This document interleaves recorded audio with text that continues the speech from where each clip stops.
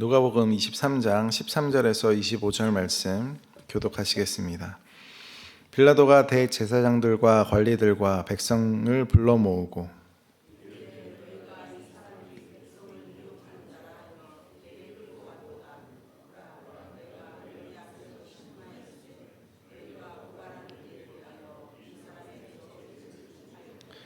헤롯이 또한 그렇게 하여 그를 우리에게 도로 보내었도다. 보라, 그가 행한 일에는 죽일 일이 없느니라.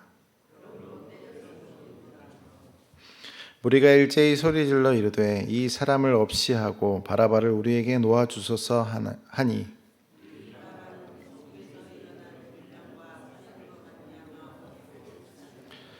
빌라도는 예수를 놓고자 하여 다시 그들에게 말하되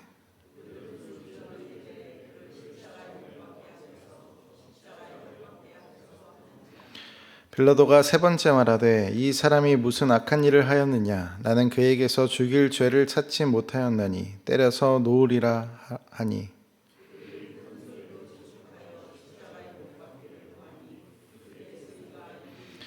이에 빌라도가 그들이 구하는 대로 하기를 언도하고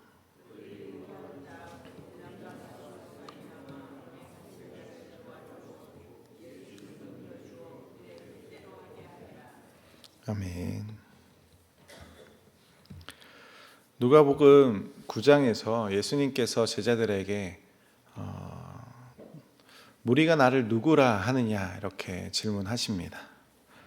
그때 사람들이 세례 요한이라고도 하고 엘리야라고도 하고 선지자라고도 합니다. 그럼 너희는 나를 누구라 하느냐? 베드로가 예수님은 그리스도이십니다. 그때 예수님께서 자신이 많은 고난을 받고 죽임을 당하고 3일 뒤에 다시 살아날 것을 이야기하십니다. 그때에 누구든지 나를 따라오려거든 자기의 십자가를 지고 따라오라고 말씀하십니다. 여기서 자신의 십자가를 지고 따라가야 한다라고 말씀하십니다. 예수님께서 십자가를 왜 갑자기 말씀하시냐, 제자들에게 왜 갑자기 십자가에 대해서 말씀하시냐면 스승인 내가 십자가를 지고 가겠다라고 하는 그 의지를 제자들에게 보여주시는 것이죠. 오늘 우리가 읽은 본문에 앞서서 빌라도는 이미 예수를 풀어주기 위한 시도들을 합니다. 4절에서는 예수님에게 죄를 찾을 수 없다라고 선언하면서 유대 지도자들이 문제를 스스로 처리하게끔 합니다. 그러나 더욱 크게 반발하는 유대 지도자들의 모습에 헤롯은 갈릴리 관할의 헤롯 안디바에게 예수의 사건을 넘깁니다. 그러나 거기서도 특별히 어떠한 처벌 없이 돌아옵니다. 그래서 이 사건이 빌라도에게 돌아오는데 빌라도는 아무리 보고 판단하더라도 죄를 찾지 못하고 예수를 풀어주려고 합니다. 그 자리에는 13절에 보니까 대제사장들과 관리들과 백성들이 있었습니다. 빌라도가 보기에는 그들이 고발한 내용처럼 백성을 미혹하는 자처럼 보이지 않기 때문에 빌라도는 이 사람이 어떤 선고를 받을 만한 이유가 없다라고 생각했습니다. 그래서 내가 절충안으로 예수를 채찍질하고 풀어주겠으니 이제 그만하라 이렇게 얘기합니다. 그럼에도 유대 지도자들과 백성들은 예수가 죽어야 한다라고 끈질기게 요구하죠. 반응들을 보니까 18절에 보니까 무리가 일제히 소리를 지릅니다. 그 자리에 있는 모두가 한 목소리로 예수를 없애야 한다라고 말합니다. 차라리 죄수 바라바를 풀어주라고 요구합니다. 바라바 이름의 뜻은 아버지의 아들입니다. 19절에서 이 바라바가 성 안에서 일어난 폭동과 살인 때문에 감옥에 갇힌 사람이라고 설명합니다. 마가복음에서는 밀란을 꾸미고 그 밀란 중에 살인한 자라고 이야기하고 마태복음에서는 유명한 죄수라고 소개하고 요한복음에서는 강도라고 말합니다. 이들은 이 바라바는 반란의 주동자이자 테러리스트 바라바, 이 유대 지도자들은 또 그 안에 있는 무리들은 이 테러리스트 바라바를 풀어주고 예수를 죽이라고 이야기합니다. 여기서 없애버리라고 하는 그 의미는 예수를 고소의 내용에 근거해서 사형을 집행하라는 뜻입니다. 그들은 한 목소리로 테러리스트인 바라바보다 예수를 처형하는 것이 합당하다라고 요구합니다. 혼란스럽고 시끄러운 이러한 상황 가운데서도 빌라도는 최대한 공의롭게 공정하게 판결하려고 노력합니다. 빌라도는 일단 무리의 요구를 거절하고 예수를 풀어주려고 합니다. 풀어주다라고 하는 이 헬라어 단어 아폴리오를 계속해서 반복해서 사용하므로 빌라도가 예수님을 계속해서 풀어주려고 하는 동일한 태도를 가지고 있다라고 설명합니다. 그럼에도 그 자리에 모인 무리들은 이 판결에 대해 받아들이지 않습니다. 그들은 예수를 십자가에 못 박게 하라고 요구합니다. 두 번이나 반복되는 표현으로 아주 강하게 이야기합니다. 십자가에 못 박게 하라라고 하는 요구는 그들이 예수를 어떻게 생각하고 있는지 잘 표현해주고 있습니다. 고대 사회에서 십자가 처형은 중범죄에 대해서 가장 잔혹한 처형 방식으로 처리하는 방식이었습니다. 십자가 처형은 중범죄자들을 공개적으로 처형하는 방식이었습니다. 사람들에게 범죄하지 말라라고 하는 경고의 메시지가 담겨 있기 때문에 십자가 처형은 아주 잔인한 방식의 처형으로 집행되었습니다. 그 자리에 모인 무리들은 예수를 어떻게 생각하나요? 예수를 가장 잔인한 방식으로 처형해야 한다라고 생각합니다. 그리고 그것을 빌라도에게 요구합니다. 빌라도도 끈질기게 자신의 신념을 유지하려고 하지만 그 자리에 모인 지도자들과 무리들이 더욱 끈질기게 요구합니다.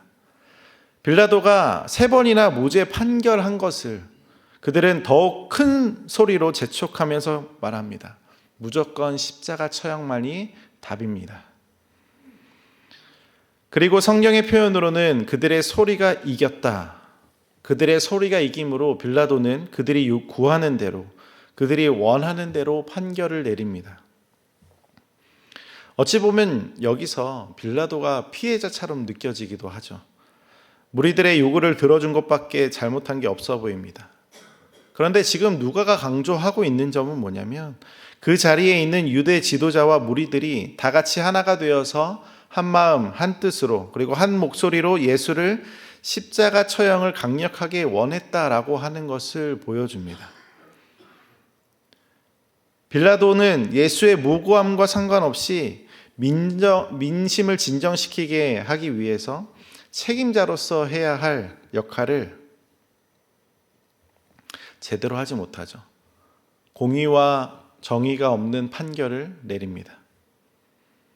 빌라도는 판결의 책임자로서 무고한 자를 위해 판결을 공의와 정의에 입각하여 제대로 판결해야 합니다. 그러나 빌라도의 판결은 결국 정의와 공의에 근거한 판단이 아니었습니다.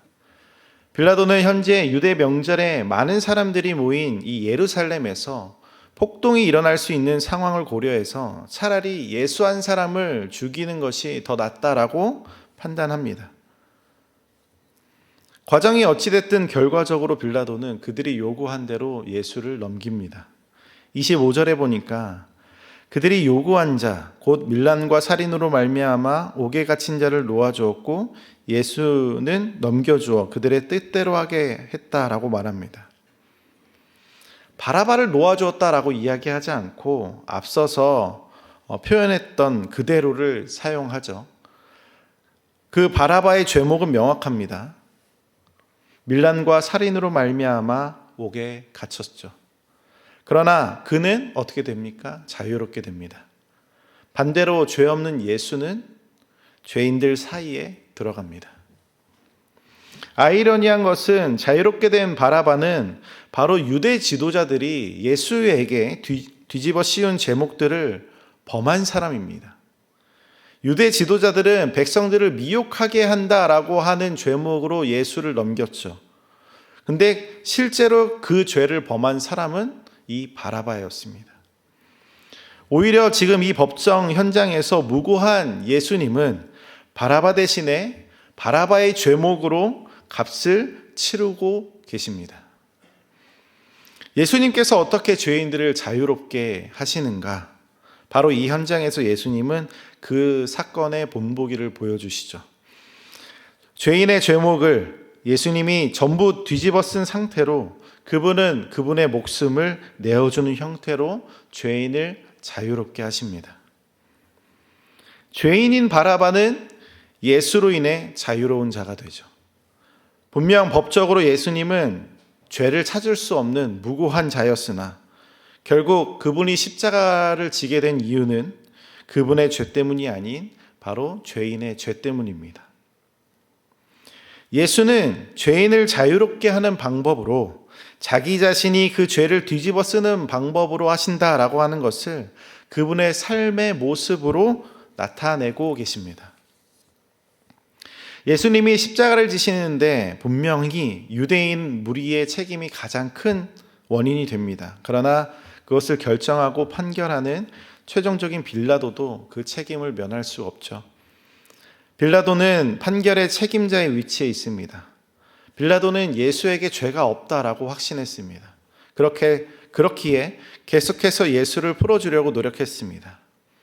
그러나 그 의지는 예수를 풀어주었을 때 감당해야 하는 후폭풍을 견딜 만큼 강하지 못한 연약한 의지였습니다. 반면에 예수님의 의지는 강합니다. 그분은 자신의 무고함에도 불구하고 십자가의 길로 걸어가십니다. 제자들에게 이미 이야기했던 대로 스승이 내가 먼저 십자가의 길로 가겠다라고 하는 그 의지. 그분은 아무런 죄가 없지만 예수님은 십자가와 죽음을 향해 나아가십니다. 그분이 십자가의 길을 한 걸음 내디디실 때마다 죄인 한 사람 한 사람이 구원을 받습니다. 예수님이 십자가의 길에 다다르실 때마다 포로된 자가 자유를 얻고 눈먼 자가 눈을 뜨고 눌린 자가 자유를 얻습니다. 예수를 십자가에 못 박으라 외친 유대 사람들의 목소리는 잘못된 외침이죠. 예수를 십자가에 못 박게 하라고 결정 내린 빌라도의 결정은 잘못된 결정입니다. 그 자리에서 예수를 십자가에 못 박게 하는 의지, 결정은 모두 잘못되었습니다. 그러나 그 잘못됨 속에서 십자가를 지시기로 이미 결정하시고 이미 그 길을 따라 걸어가신 예수님의 의지와 결정은 옳았습니다. 그들의 결정은 가장 참혹하고 수치스러운 끔찍한 형벌로서의 결정이지만 예수님의 결정은, 그분의 결정은 십자가, 그분의 결정으로서의 십자가는 그분이 우리를 사랑하시는 최고의 표현입니다. 이처럼 우리는 십자가를 통해서 역전되는 놀라운 신비를 보게 됩니다. 똑같은 십자가를 주장하지만, 똑같은 십자가를 결정하지만 그 사이에는 놀라운 역전이 있습니다. 놀라운 대비가 있죠. 죄인에게는 십자가는 사망이지만 그리스도에게는 생명입니다. 예수를 믿지 않는 자에게 십자가는 고난이지만 예수를 믿는 자들에게 십자가는 영광입니다. 우리는 이 십자가의 역전을 믿는 자들이죠. 오늘 우리에게 주어진 상황, 오늘의 현실 가운데 살아가는 우리의 상황과 형편들, 마치 예수 그리스도께서 당하시는 억울한 상황일지 모르겠습니다. 오늘 우리가 아무리 열심히 살아도 결과가 좋지 못하면 실패한 인생이라고 말하는 이 세상에서 우리를 결과로만 판단하지 누구도 우리의 열심을 알아주지 못하는 상황에 있는지, 그러한 상황 가운데 처해 있는지 모르겠습니다. 내가 당하고 있는 지금의 상황이 너무나 억울하고 답답한 상황이어서 너무나 괴롭게 느껴지고 있는지 모르겠습니다. 만약 우리가 그러한 상황에 있다면 우리는 십자가의 은혜가 필요합니다. 그분의 억울한 발걸음이 오히려 사랑을 드러내듯이 오늘 우리의 억울함 가운데 우리는 그리스도의 사랑을 깨닫게 될 것이기 때문이죠. 십자가를 통과할 때 주어지는 역전의 은혜가 있기 때문에 오늘 우리의 처지가 십자가를 통과하기를 간절히 소망합니다. 오늘 우리의 의지가 십자가를 통과할 때, 오늘 우리의 결정이 십자가를 통과할 때 세상이 말하는 십자가가 아니라 그리스도를 통한 십자가가 우리의 삶 가운데 펼쳐집니다. 예수 그리스도의 십자가를 우리의 인생이 통과할 때 우리에게 주어지는 삶의 의미가 완전히 달라지는 현실을 경험하는 우리 모든 성도 되길 간절히 원합니다. 이 시간 함께 기도하겠습니다. 하나님 아버지, 주님의 나라와 주님의 뜻이 우리의 삶 속에 임하길 간절히 소망합니다. 우리가 주님의 길을 따라 걸어가고자 할 때 예수 그리스도께서 십자가를 지신 그 의지와 결정을 내리신 것을 따라 우리도 십자가의 길을 따라 걸어갈 때에 우리가 멸망할 것 같으나, 우리가 죽을 것 같고 실패할 것 같으나 오히려 그 십자가를 통해 주어지는 은혜 때문에 우리가 승리하게 되고 우리에게 영광이 주어지고 우리에게 구원과 참된 기쁨과 감사의 제목들이 이루어지는 놀라운 은혜를 경험하게 하여 주시옵소서.